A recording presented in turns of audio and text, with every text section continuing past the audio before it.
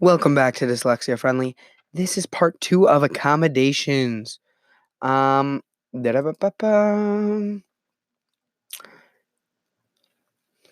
So these accommodations help one when you give in the test or the assignment. This is the accommodations to modify that. Remember, always keep in mind, I can't say this enough. People always say this is the easy way out. Accommodations, no, they just make it even. If there was no accommodations, someone without dyslexia and dyslexia, it would not be fair with an essay, right? So, yeah, accommodations are essential. So, accommodations allow students alternative for completion of activities, assignments, and tests. Students may be permitted to demonstrate these knowledge and skills in alternate ways or to solve and organize their work using an electronic device or organizer. What is that? Mark answers in the test book instead of the separate answer sheet. I said this before. I had no idea what the other thing was. So clearly it was not that. But see, it's so simple. They figured that out. It's annoying for the person who's grading, but it works. Dictate to a scribe and record oral responses onto an audio recorder. In ninth grade, I had a test and I have dysgraphia also. Double whammy, right? And my teacher was not able to read my handwriting at all. And this was before oral testing, and the person didn't have the time to do it, and I didn't feel comfortable wasting his time. So what I did was we worked on it. I recorded each one of my answers, was able to delete what I wanted, and recorded them and gave them into him because these tests were nuts. So that's a way to do it. For the SATs and ACTs, you could get a scribe. Very good. The next one is very easy. Oh, it has something that I have. Okay, record oral responses on a live scribe pen. So I don't know if it's just record oral responses on a live scribe pen. Yes, that works.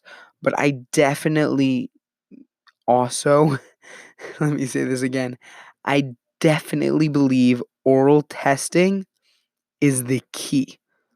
First of all, if you are a administrator, please pause and mute the thing for a second. I'm joking.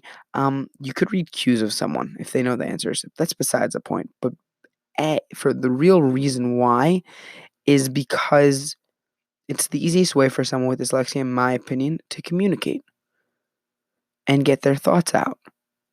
So yes, if I'm doing that, I want to have my thoughts and the highest communication skills that I have for this test or this assignment to be present. Definitely be able to dictate into a thing. You could also get your things shortened. Ow. I don't know what just happened. That hurt me. Um, you could definitely get essays shortened, or assignments shortened if it's too long for you, and you explain to them, and it's part of your accommodations. You could also get that in accommodations, for them to delete it and whatever, not delete it, like to modify it, and you could get that if it's too overwhelming. But Live Scribe Pen, besides for that, the Live Scribe Pen is unreal. It is you write, right, on a piece of paper, you get a notebook, and your friends don't realize that it's a different notebook. I had friends that were really curious, and they were paying attention, but they noticed. But it's amazing. It also records it with the writing on the paper, so you just click on the paper, and it goes into that point of the class. So you can make notes yourself, interactive with the class. That's amazing. Second of all, you could also upload them onto a computer, onto an iPad.